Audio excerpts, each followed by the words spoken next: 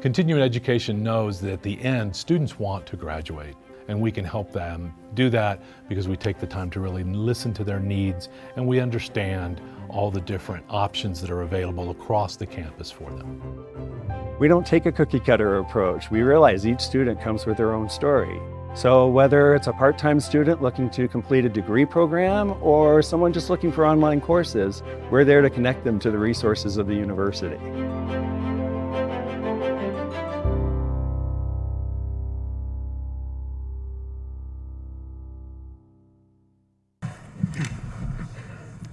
Okay, thanks everybody for coming today. My name is Kika Tuff. I'll be your moderator. I'm a science communication professional here in Boulder County. And for recording purposes, today is Thursday, April 10th, 2025. It is 9 a.m. and this is panel number 18133, titled Facts versus Beliefs.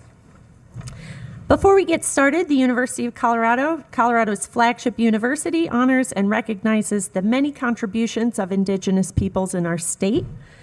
CU Boulder acknowledges that it is located on the traditional territories and ancestral homelands of the Cheyenne, Arapaho, Ute, and many other Native American nations.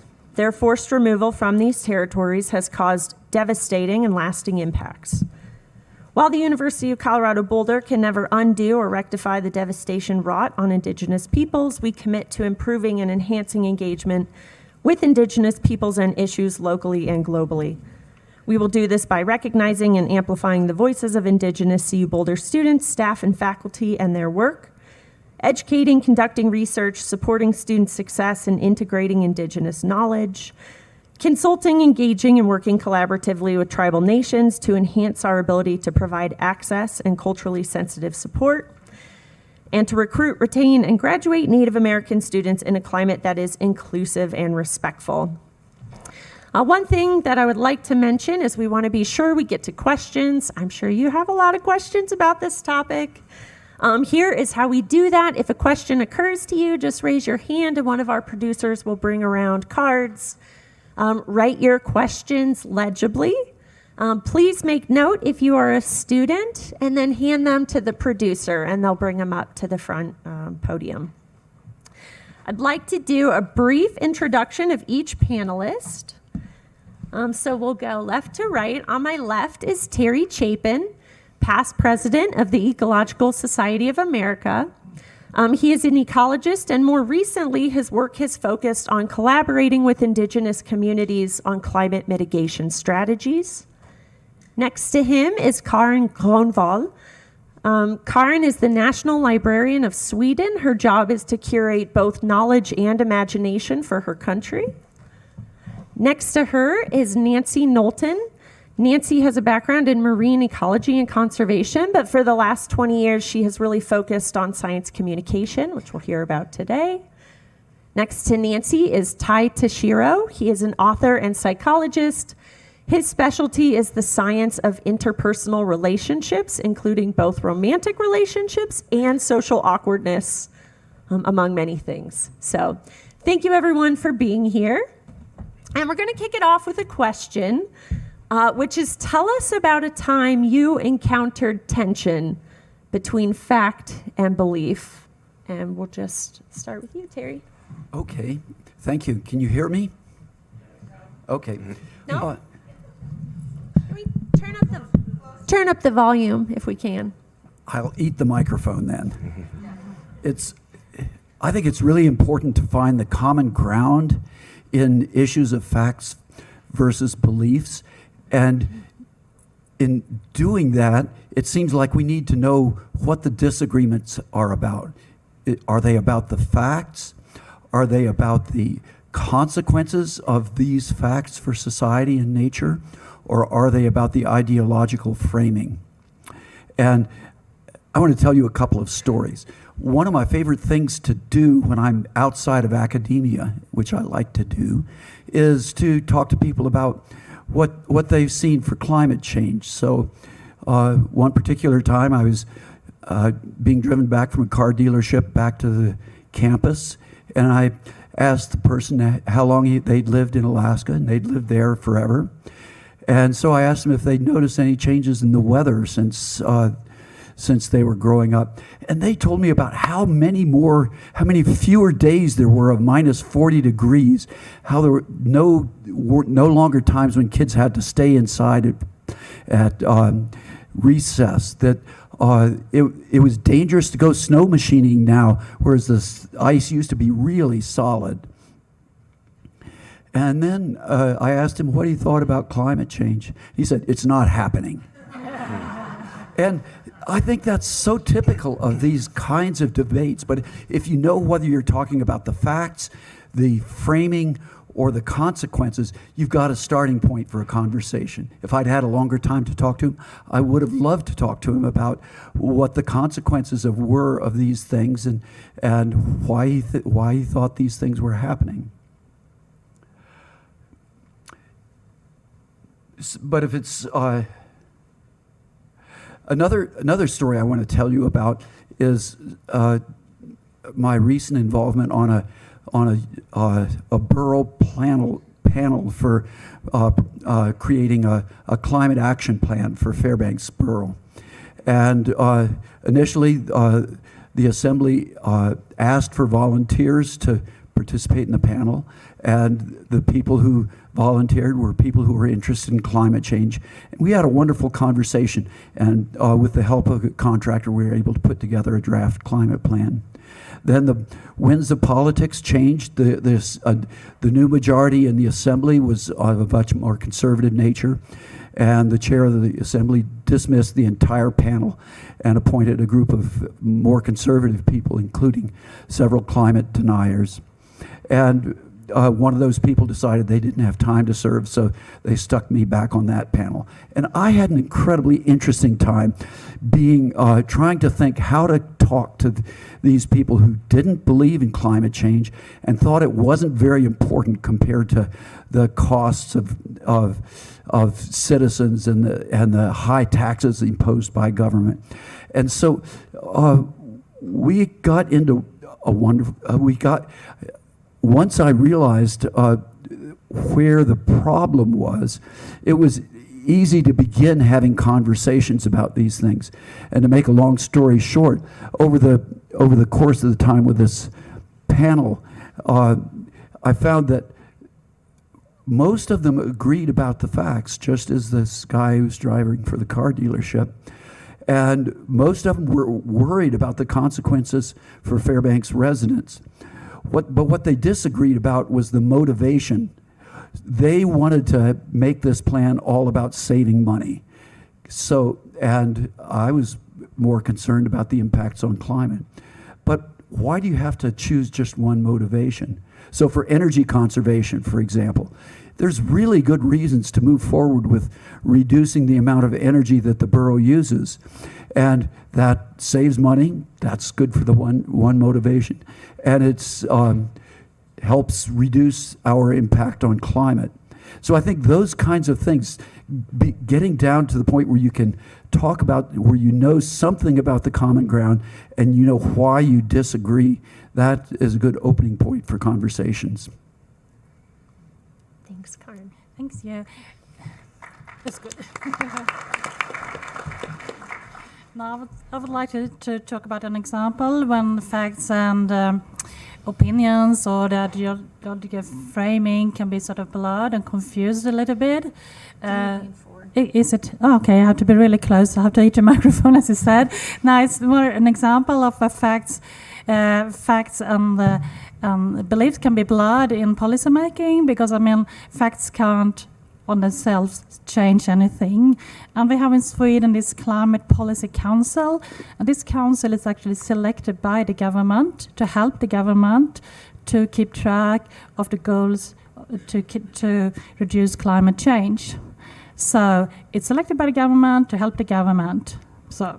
And about a year ago, this council got a new report out, and it was very, very critical to the government and actually to the actions, or even more the lack of actions from the government to stop the climate change. And of course, the government was asked for a comment, and one of the leading members said, quote, there are different opinions. So even though the government asked for the scientific council when they came out with a report and didn't really go into the ideological framing, it was not really about the actions they wanted to take because of their voters. So he said there are different opinions. So I think this is, you need facts, you need to sort of base your decisions on facts, but still you also have to take it in and see what can I do with it in my beliefs. So you really have to sort of combine the facts with your beliefs to move forward. I'll stop there. Thank you. Good morning, everyone. Thank you for getting up so early. Can you hear me? Yes? Okay, so it was mentioned I'm a marine biologist, conservation biologist, and I've been interested in science communication for a long time, but science communication actually goes back a really long time. In the 19th century, you had distinguished scientists having big debates about the scientific issues of the day. What's going on now, though, is that much of science communication, at least in my field, which touches on biodiversity loss and climate change, is not sort of idle curiosity. It's about things that are happening in the real world with real world consequences for people and for the rest of the planet. And so there's been a lot of pressure on people in my field to be good science communicators. And so increasingly over the course of my career, there's this sense that, we have to talk about what's happening so people start paying attention and doing something about it. And the how we talk about it is where the tension comes in, because I was trained as in the sort of classical model where if the assumption is that if people had the information, the facts, that would be enough. It was actually, there's a word for it, it's called the information deficit model. So the problem we have with the public is that they don't have enough information, and if they had more information, they'd do the right thing. And I did that I used that information deficit model for a long time, both in public speeches and, around the table with relatives and whatever. And I came to realize that I wasn't really making any progress with certain categories of people. And then I discovered there's this whole world of social science which addresses just that. And I'd like to just describe one particular scientific finding which shocked me, and I think shocks every scientist who hears it for the first time. So there's been a number of studies which they looked at the willingness of people to accept scientific knowledge about controversial topics, like, for example, let's say climate change. And then they describe these people on two axes. One is their political axis, so are they super liberal, moderately liberal, sort of medium, middle of the road, conservative or hyper conservative, so their political framing. And then also how scientifically sophisticated they were. Were they, did they know nothing about science? Did they have a PhD? Did they have a lot of scientific information, almost none, or somewhere in the middle? So the really interesting thing is that if you present facts to somebody who's politically liberal about climate change, and the more scientifically literate that person is, if they're politically liberal, the more, as they learn more and more about climate change, the more likely they are to be worried about it and want to do something about it. Okay, but here's the kicker. The more conservative somebody is, so people who are really politically conservative, the more scientifically sophisticated they are, the more they have more facts they have, the less likely they are to want to believe in climate change and want to do anything about it. So it's not just that facts aren't enough to persuade people, it's that facts actually get in the way of persuading a whole category of people that we want to persuade. And so that's that kind of, it's not so much a single event, but this kind of dawning realization that all of my science communication was going off in the totally wrong direction if I wanted to change the direction of the planet, and I'm still working on this problem. But it's really shocking when you think that as a scientist, you're trained to think facts are everything, and then to realize that facts are a liability rather than an asset in some circumstances is kind of shocking, at least to me.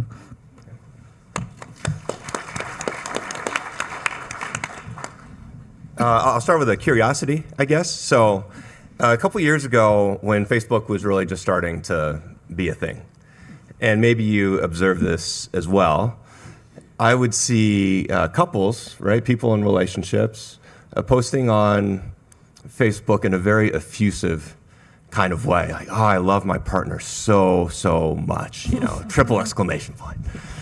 So they'd be making out sometimes in these pictures, or I am so grateful, right, to be married to this man.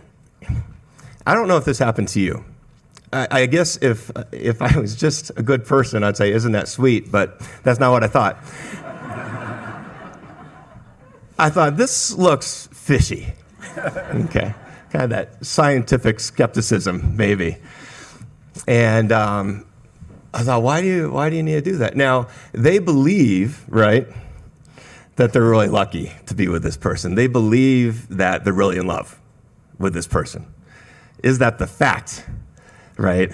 Now, that's why I love social science. So a few years later, serendipitously, a well-conducted study comes out investigating this very phenomenon. And they found that when partners posted more effusive messages about how great their partner was and how in love they were, the more likely they were to break up or divorce. Okay? So, I think this happens to us all the time now, especially living in a digital age. Even if you're not on social media all the time, you do have this question of like, is this just an opinion or a belief, or is this something that's factual? And one of the things that I found very helpful from my training is just social science kind of falls in the middle of belief. In fact, we kind of have to wrestle with both a lot. And so there's methodologies we can use to try to figure out whether something's the case. And one of the things they drill into your head is that you always want to have some sort of external criterion, is the jargony term they use. In other words, you want to be able to see it with your own eyes, an objective event, right, that's observable. And that's why we like things like breakups, for example, because it's this either or kind of thing. But then the young people will tell you, no, you're going to hook up with your ex-partner, for a few months afterwards. So no, it's not so clean, but we do like these kinds of objective either or things that you can objectively observe. Okay, so that's maybe one thing to keep in mind. It doesn't make contact with the physical world in some ways. I'll give you one other piece of data that I don't know if this is that helpful, but I think it's interesting. When it comes to sexual behavior, they've done some really interesting studies with that too. It might be too early to talk about this, but one of the most robust findings across decades is this. If you ask couples, after they've had sex, you say, did the woman orgasm? And 93% of men will say yes. The woman orgasm. There's knowing chuckles about what's next. So if you ask the woman, did you actually have an orgasm? 60%, right? So there's this huge gap. One of the things that I find funny about, maybe it's not funny, but interesting about this data is you would think as people age, especially the men in this situation, that they would improve in their accuracy of what's factual. The data for the 18 to 25-year-olds, for the men, their level of inaccuracy persists through their 60s, okay? So they do not improve in their ability to detect fact, okay? So I think one of the neat things about this panel that we'll be able to talk about today is that, of course, these things pop up in our lives all the time, and sometimes it's for very serious things, like climate change or political issues, and that's, of course, important. And it also plays out in sometimes some whimsical ways, in smaller ways in our everyday life that can be actually kind of fun to think about and to wrestle with. So I'm looking forward to the conversation today.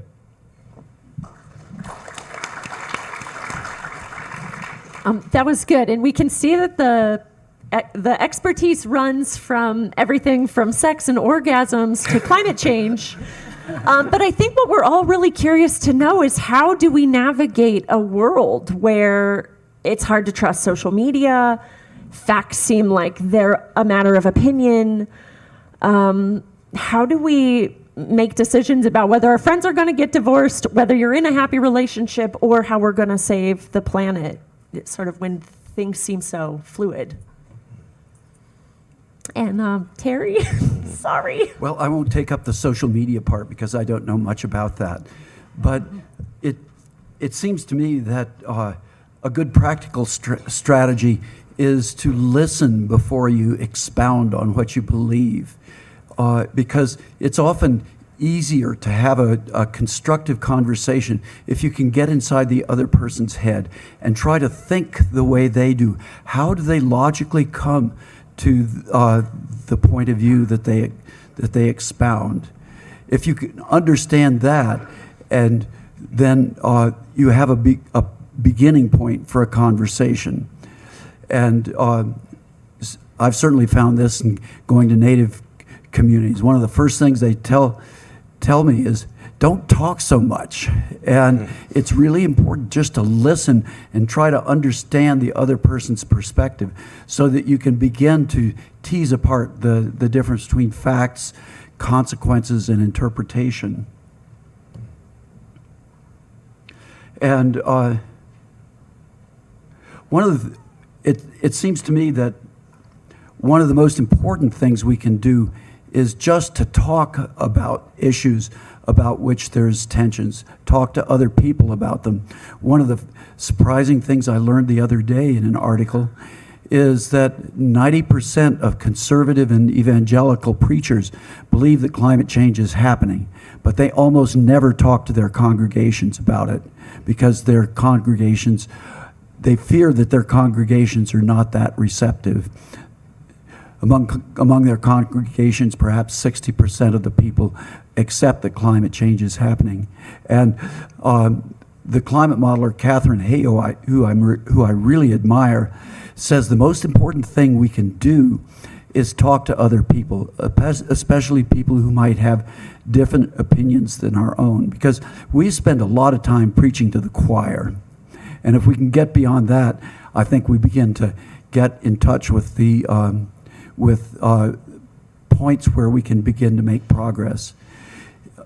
I volunteer with a group called the Fairbanks Climate Action Coalition, and one of the things, one of the subgroups of that group is an interfaith group that works with various churches and faith groups in the community, and they have periodic soup and discussions or periodic prayer meetings where they especially try to reach out and include conservative congregations in these practices. I think that's wonderful because it's a situation where you can talk about the things, the positive things that you see about the future. And so finding ways to begin conversations with people who may not think exactly the same way that I do is a really useful starting point, I think.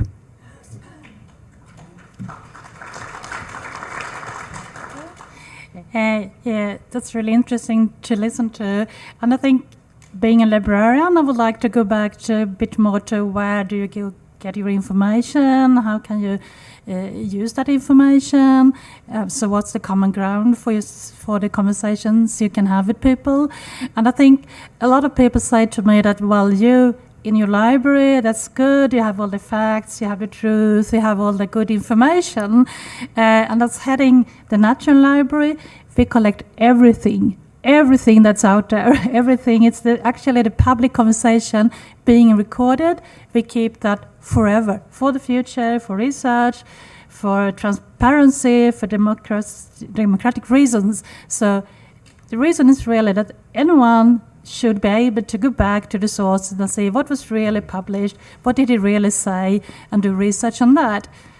Having said that, that means that we also have a lot of lies and a lot of misinformation, because the public conversation is not always about facts, about the truth.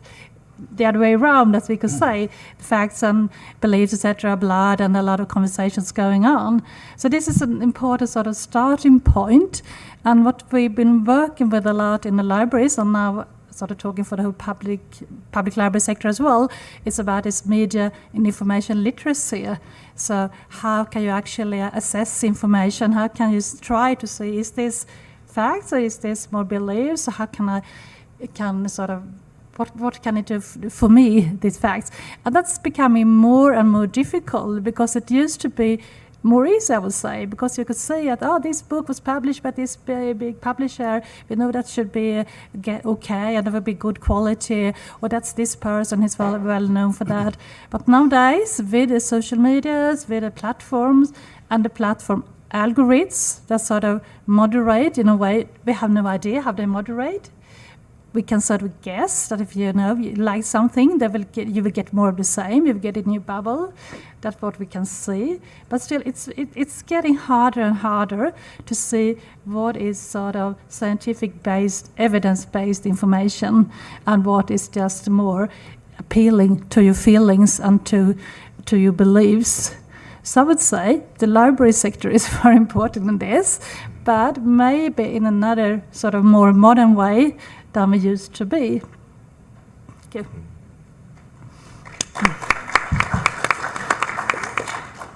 I'd like to second what Terry said about the importance of listening when you're having these conversations. One of my favorite examples is a conservation group called Health and Harmony. It was started to try to figure out how to reduce deforestation in Indonesia. And the leader of this group went out there, and she didn't really talk for a year. She engaged in what she calls radical listening, and through radical listening, she found out that she wanted to know why people were cutting down trees. Excuse me, I've been doing way too much talking this week. And it turned out they were cutting down trees to pay for their kids' medical costs. And so the solution then to deforestation in this part of Indonesia was to provide medical care.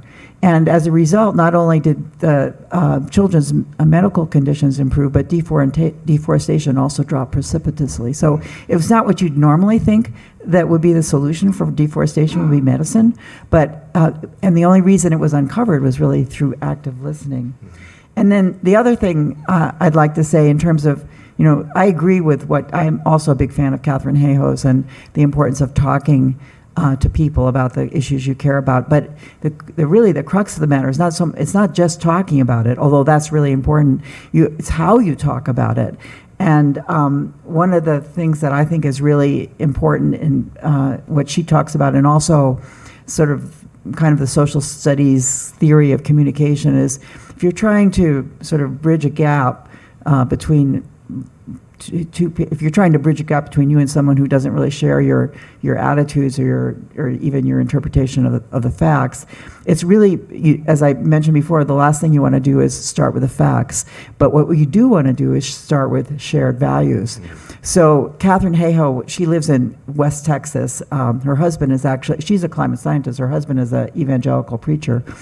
And so she comes from a very different and interesting perspective. And so she'll begin a conversation with somebody like some of the people you were describing in Alaska, saying, wow, I really love Texas, which is where she lives. I love the landscape. I love the beauty of it. And they have this conversation. And then, only then will she say, but, I'm really worried about how it's getting a lot drier and there are a lot of trees dying. And so she brings that sort of slow bringing together is really, really critical, I think, when you're trying to communicate across sort of really huge divides in terms of one's not only belief systems, but actually interpretation of the facts. And then the other thing, there's a project called, advertisers always say, simplify the message. Have one key message and pound it. That's the way you get your message across. But actually, when you're trying to bring people together, there's a whole sort of philosophy of the fact what you really want to do is, in fact, complicate the narrative. Because I think if the problem is if you push really, really hard, and it tends to make people they shut off. They don't want to be pushed. That makes them uncomfortable, gives them a sense that what they think is not right. So they close the doors to communication. And so it's not only that you talk, but it's how you talk that I think really makes a difference in terms of navigating this really tricky area between facts, what are facts, or what are alternative facts, and then even more complicated, how do your beliefs sort of correspond to those facts.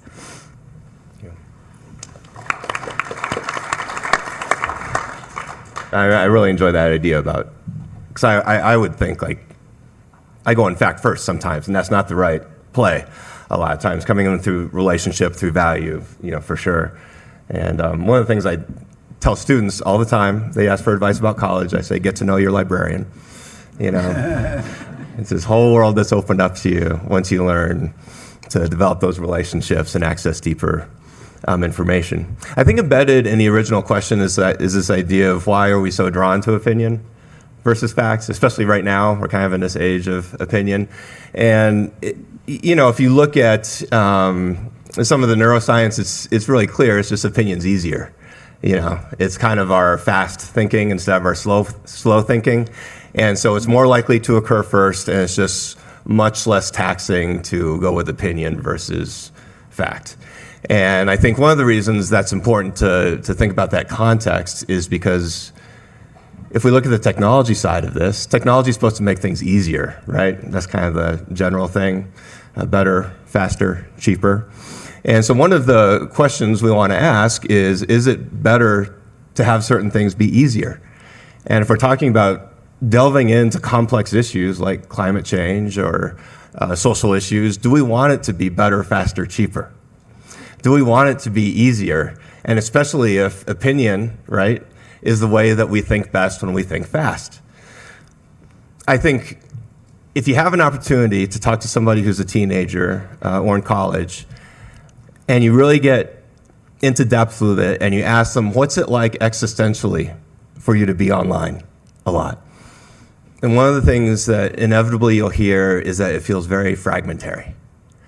I feel like everything's disconnected. I have all these little bits of information from 30-second clips, and there's a really deep understanding of that. And one of the things I find really interesting is that people my age did not understand the movie Everything, Everywhere, All at Once. We thought it was about the mom, the protagonist. It was not about the mom. It was about the daughter, if you've seen the movie.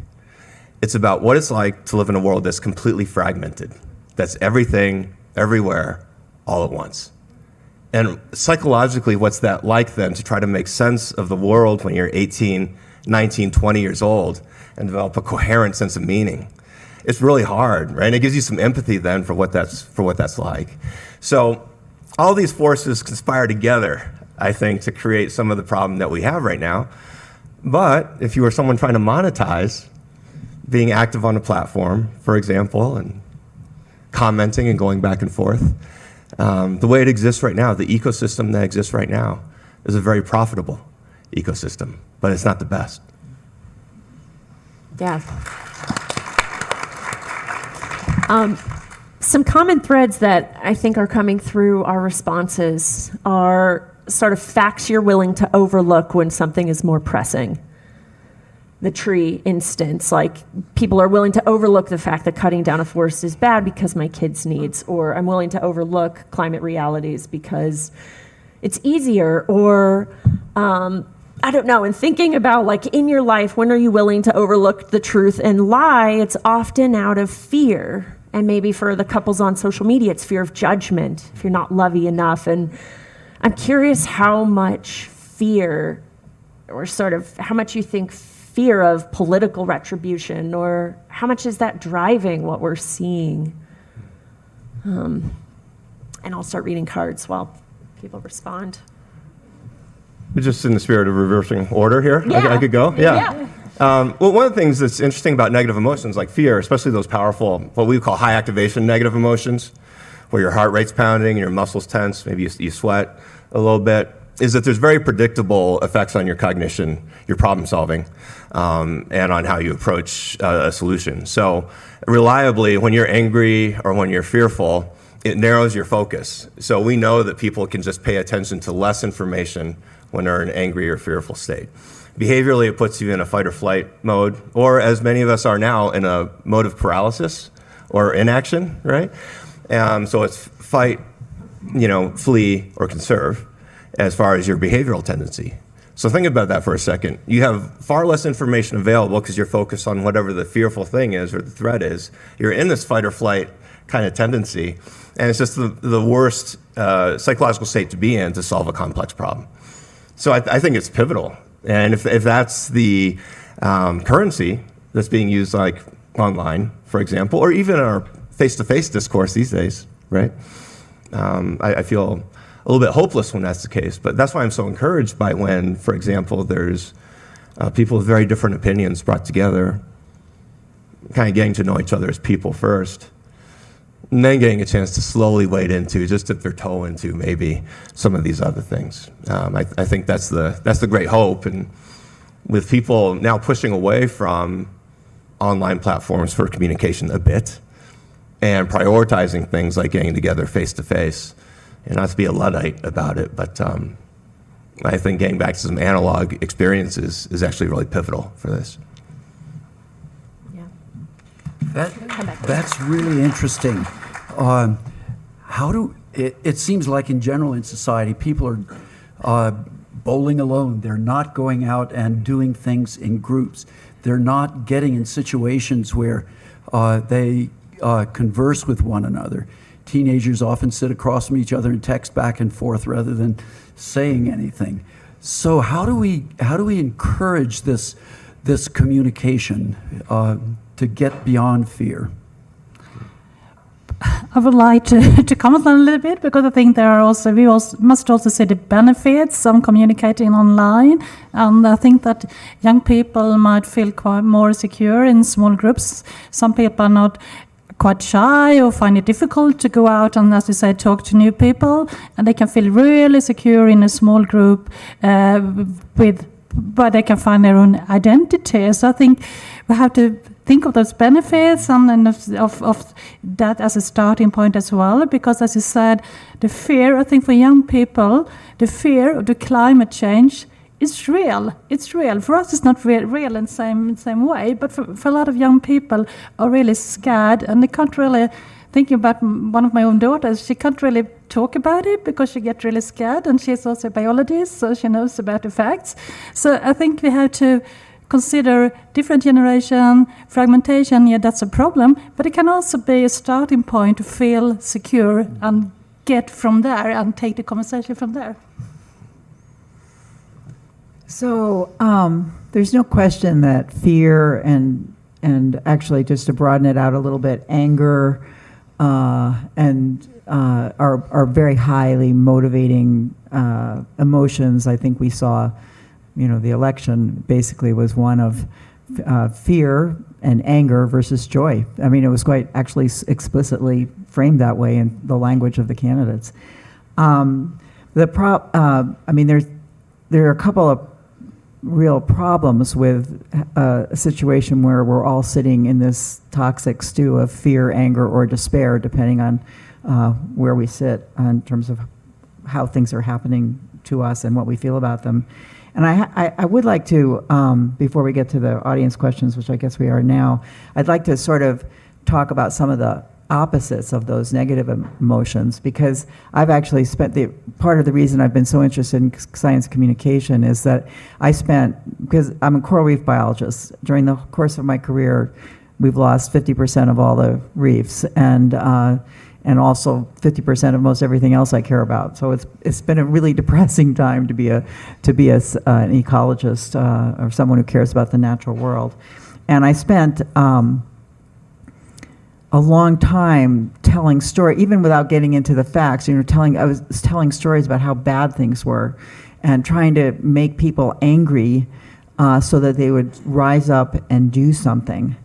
And my husband's also in this related field, and so we were always called Doctors Doom and Gloom on the lecture circuit, because we did such a good job depressing everyone or trying to make them angry. But I've come to the realization that we really need positive emotions as well, and that actually positive framing and talking about solutions is more likely to get people to act. I asked the same question in the class that I visited yesterday. I said, how many of you knew who Joan Baez was? And nobody answered, nobody raised their hand, but some of you must know who Joan Baez was, right? Yes. Well, one of my favorite sayings of Joan Baez is that action is the antidote to despair. And so what we really want to do is motivate people to act. And as a result, I've really been and this gets back, I'm sort of trying to get back to this whole fear of facts versus beliefs. So if I were to only look at the facts, I would say, in a sort of generic sense, I would say, man, life is, the planet's really going to hell in a handbasket, and it's pretty hopeless. But I believe that I and others can make a difference. That belief actually flies in the face of the facts in a way. And yet, it's possible for positive beliefs to actually change the facts. So we've been talking up till now about all the sort of negative aspects of this. People don't want to believe what's really happening, so they fight. But I'm actually in the business these days of denying some parts of the facts that I live with, and really focusing on the belief that I can make a difference, and getting others to believe that they can make a difference as well.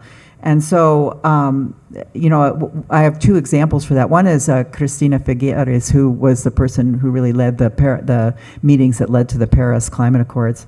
And she has a wonderful, she's done all sorts of things with optimism. She has an Outrage and Optimism podcast. And she also has this amazing film about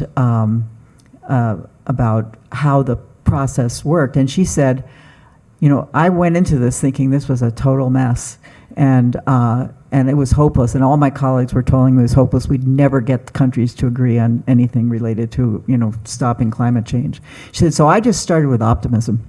I just started with optimism. I just ignored the fact that everyone was telling me that I couldn't do it, and then eventually it all came to pass. So I guess I would say that sometimes ignoring facts and centering yourself on your beliefs is actually can be a good thing, and a good thing for the planet. So I'd like to sort of, that's my brand. I like to sort of uplift us, not just always make us feel depressed and down. You have more in common with the conservative panel than you may have realized until now. Okay, so the questions range. There's a lot of political questions, a lot of climate change questions, and a lot of questions about feeling kind of gaslit in this space of fact versus whatever people just say. One question is, do you foresee a future where people begin to lack the ability to critically analyze information and discern truth from story online or in their lives? Do you think that's a risk? Ty, I see you nodding, so we'll go. We'll start with you. I was just trying to be empathic. I didn't have anything knowledgeable to say. Well, it's part of it's an age-old problem, right? You can hear Socrates or Aristotle bemoaning the precedence of opinion over fact or truth. So this isn't necessarily anything new. It's just a particularly acute time for our country and our world in dealing with these issues. I think one of the things that does make me nervous, though, is, and I think AI can do a lot of good things, but AI, of course, right? And what makes me nervous about it is just that we're not teaching students how it works. I think it's okay for students to use AI, but we should be telling them this is how it gave you this term paper. This was the algorithm it used, and this was the infrastructure for how that fact or that belief or that opinion arrived in this written form. And it's not that hard to teach the fundamental infrastructure of how AI works in a way that then would be very productive for people. Because I think what it opens up is what Karin was talking about earlier, is now you can backtrack, right? What was the information that this summary was based on? Oh, interesting. So it was on this news article in the New York Times, and they cited a scientific study in that. Do I have the skills now to backtrack to find that scientific study? Do I have the knowledge from my biology class about how to read that article and think critically about it?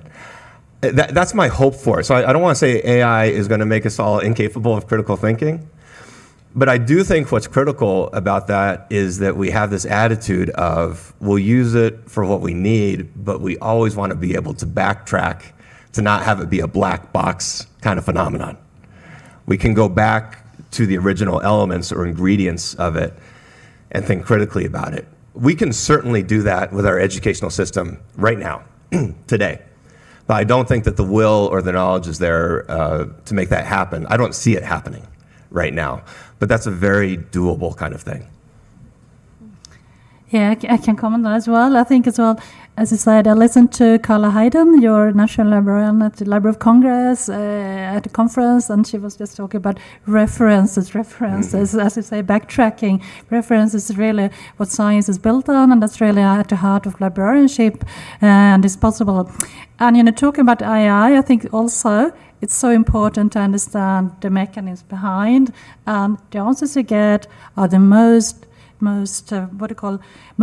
likely, not the most credible, and that's a big difference. That's such a big change from the way we used to looking for information. We used to looking for facts and then backtracking as a reference, and even Wikipedia is built like that. They try to get references into everything they write on Wikipedia. But again, for ChatGPT, it's about probability. It's about language. It's a total different framework that you work in. And I think if you don't understand that, we will have problems in the future about facts, etc. But to give some hope, I also read about a survey that was done by this organization in Sweden. It's called Public and Science, and it's an organization, working with scientific communication, and they're doing a lot of good work on that. And asking, a lot of people in Sweden about, do you believe that it's important to use scientific evidence in political and policy making? And 9 out of 10 said yes. And do you believe in science? Yes. It's still at the same level. It hasn't gone down. But the really interesting part was when they asked them, do you think it's important that politicians use scientific evidence in their policy making and the decision making? Of course, they say yes. And do you think your own party that you so believe in does that? Yeah, they say yes. And then ask, do you think the opposite party that you don't believe in does the same? They say no.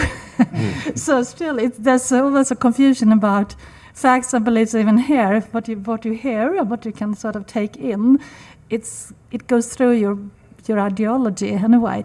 But I think people still think that science is really important and that it makes difference, and that we have to hold on to that.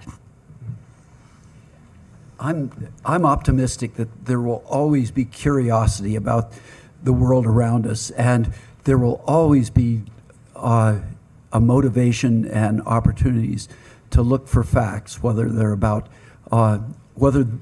facts about beliefs or whether they're facts about the natural world.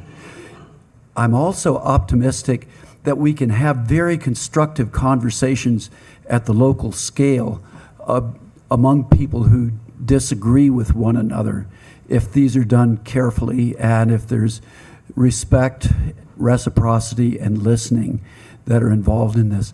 I'm more worried about how we scale this to society at large. And it seems like there's so many wonderful opportunities with the internet, with social media, with AI, and yet there's so many dangers there, and that's the part that I don't know how to navigate. And I would just wrap up by saying this is something that scientists actually, I've been emphasizing how scientists are obsessed with facts, but in fact, even within the scientific literature, there are real problems with the credibility of some things. There's image manipulation, for example. Sometimes it's benign, sometimes it's not. There's a whole issue, it's called the replication crisis, the fact that a study gets done and then no one can replicate it, but people don't want to publish negative results, and so this myth of the originally flawed study persists.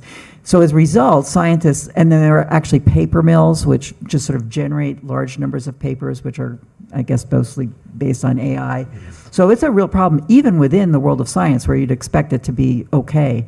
The hopeful part is, scientists as a community are not happy about this, and there are lots of methods being developed to actually disentangle, real facts from created artificial facts, or whatever you want to call them.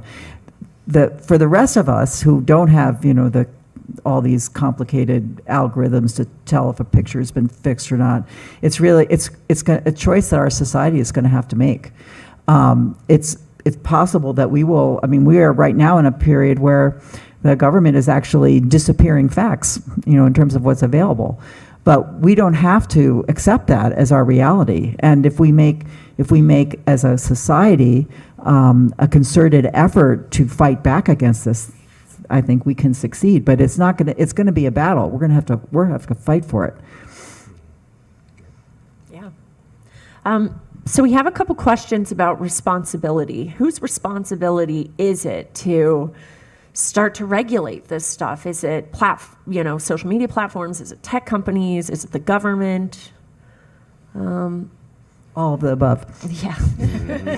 Or is it just the individual? Is it all our responsibility? Yeah, I agree, all the above, certainly. But I also think, too, as someone who's interested in science communication, I don't think we're doing a great job about just trusting that people are intelligent and that they'll think about things, because they will. I think we saw a lot of that during the pandemic, where we were given actions to do, but not a good explanation for why to do them, right? And I think a lot of times what we do is we skip to an action, whether it's political or scientific, whatever, and we say, hey, this is what you should do. But we don't say this is the reason why you should do it, what philosophers would call justified true belief, okay? A justified true belief for why you're going to do this action. And I think it's our responsibility to talk about that. This might be a little controversial, but one example was masking. I agree.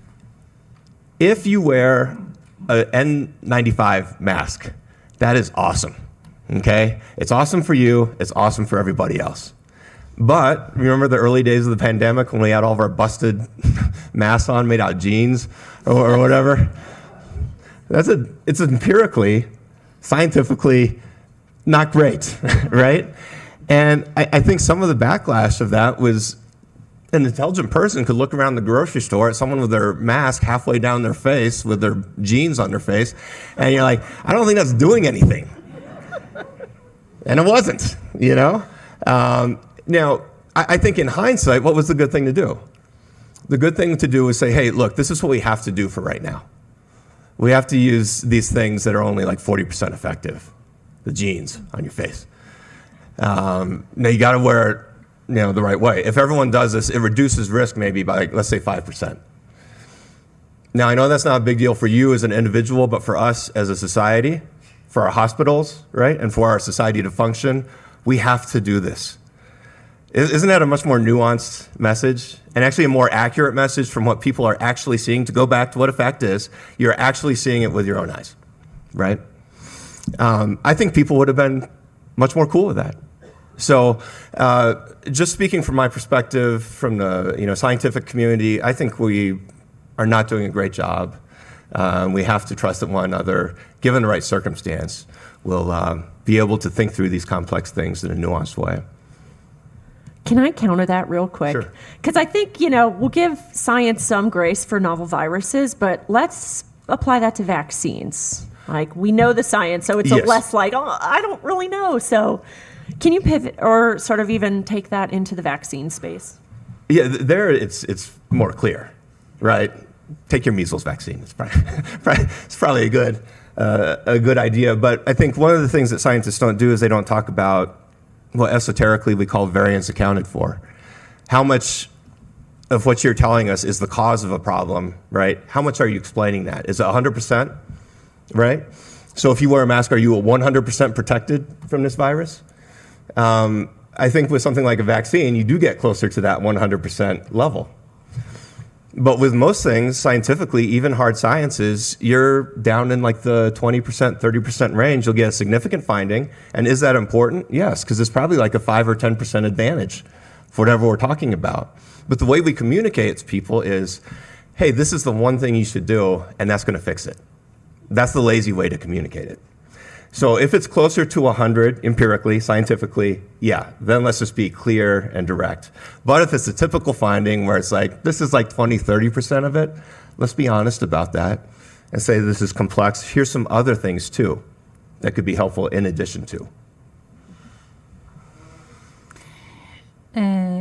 Well, you were asking about the responsibility, and I think it's going so much into individuals. I think we need to sort of look backwards a little bit and see what can we do together.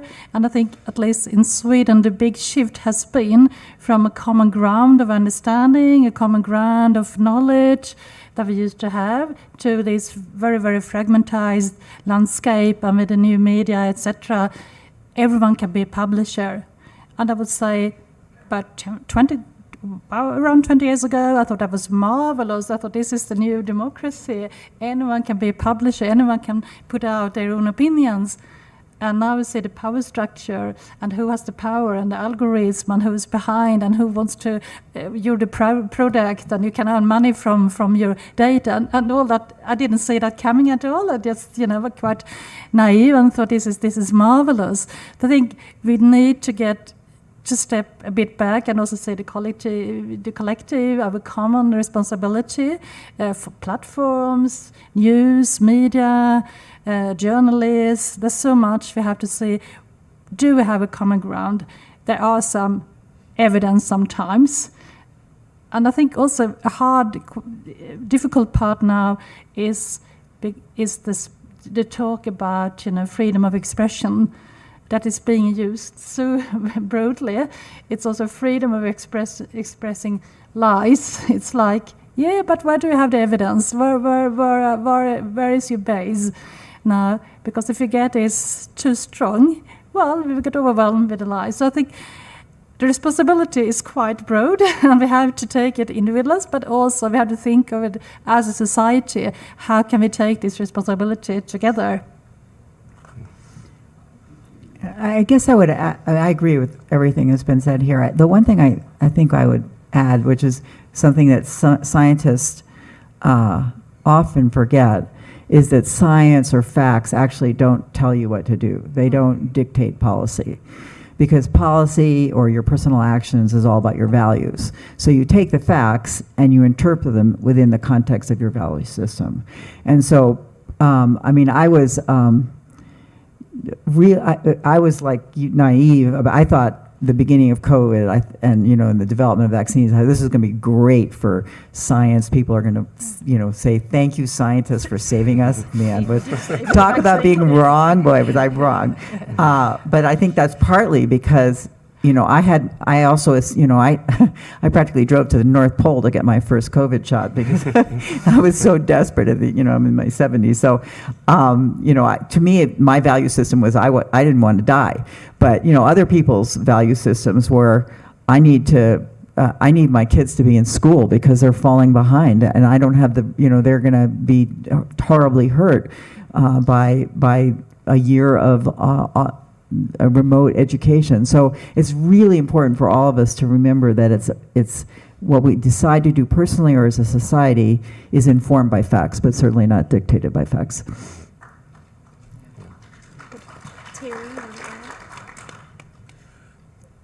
I think that each one of us has an opportunity and a responsibility to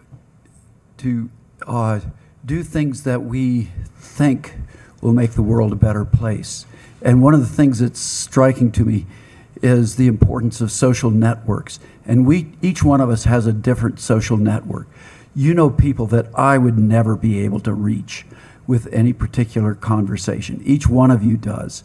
And so I think there's tremendous opportunities for each of us to have constructive conversations with people, with a range of people who agree with us, but also hopefully with people who might have a different perspective or a different background. And I do think that one of the challenges is that the world is moving so quickly, and how can we scale up from the opportunities to do things right at the local level? And I think that's actually pretty easy to do. How can we scale that up in a way that that multiplies this to a larger scales? Wait, how do we do that? You said it's easy to do? No, that's the part I don't understand. Well, we have just a couple minutes, but yeah, maybe parting thoughts. If you can give us any advice on navigating sort of the new world of misinformation? Yeah, just a few, just in 30 seconds or less. I want to tips. tell a story that I learned from social scientists who study deeply divided debates around management. For example, spotted owls versus logging. And one of the things they found is that the most important thing is to have issues that that it's most successful to get together and talk about these things and work them out in these deeply divided situations. If there's issues where each group depends on the other. So in some of these watersheds, each group depends on the economy of logging, and each group depends on the health of the forests.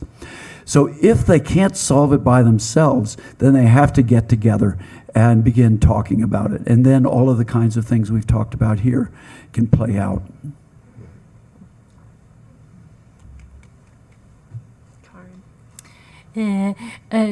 I would think, the issue of democracy comes up to my mind all the time, and I think, being able to have this open conversation and radically listening, I think that is really the path forward. And I think also, again, libraries can play a role here, also as the sort of the very safe ground to be on, to meet and to come together. And we have examples of that in Sweden when public libraries have worked with democracy issues and also getting people with controversial opinions together in this safe space. And it's done as marvelously, and it's been a very good conversation, and they have actually been listening to each other. So yeah, keep listening to each other. I think that's a good way forward from you. I guess I would say it's important to remember that this problem, and actually this whole conference I've found is, it's like all these topics are about these huge problems. I don't know how you've all made it through all these sessions because it can be a little overwhelming. I guess that the point I would conclude with is that for problems like these, and sometimes they're called wicked problems, there's never a silver bullet. There's, and for example, quite a long time ago, in terms of thinking about how to address climate change, there was a really, I think, very useful paper which described it as a series of wedges. So cleaning up, going from gas to electric cars will do this.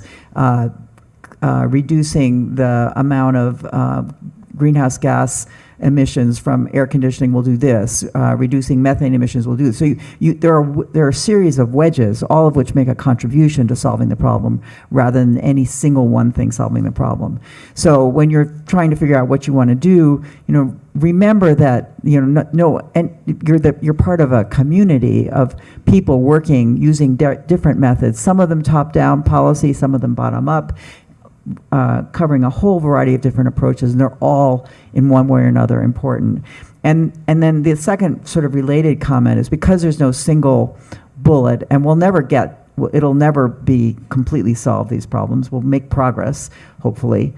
Sometimes we'll be going backwards. I always say conservation is, hopefully 3 steps forward, 1 step back, but sometimes 1 step forward is 10 steps back. And you just have to remember it's kind of this jagged path.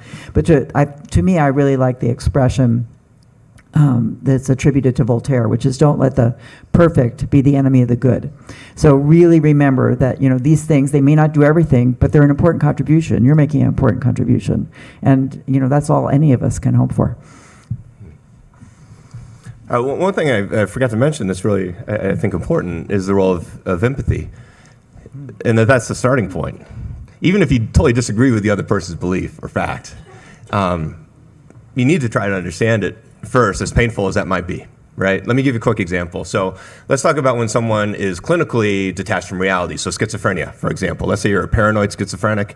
I had a client who thought the USSR, this was after USSR was not a thing anymore, he thought the KGB was after him, and that they had been they were trailing him in his car as he came to his therapy session.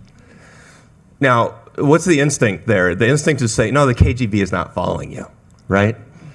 And then what happens? We're done. That's it. So what do you need to say?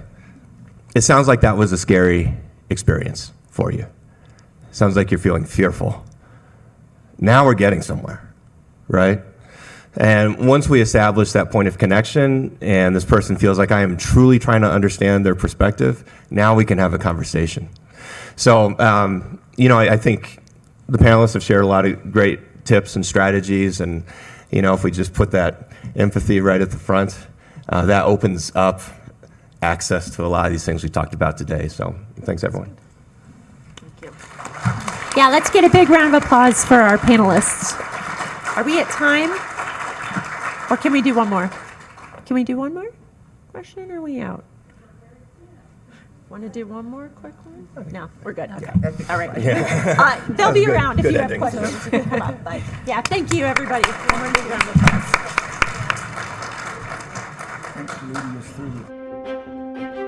Continuing education knows that at the end, students want to graduate, and we can help them do that because we take the time to really listen to their needs, and we understand all the different options that are available across the campus for them. We don't take a cookie cutter approach. We realize each student comes with their own story. So whether it's a part-time student looking to complete a degree program or someone just looking for online courses, we're there to connect them to the resources of the university.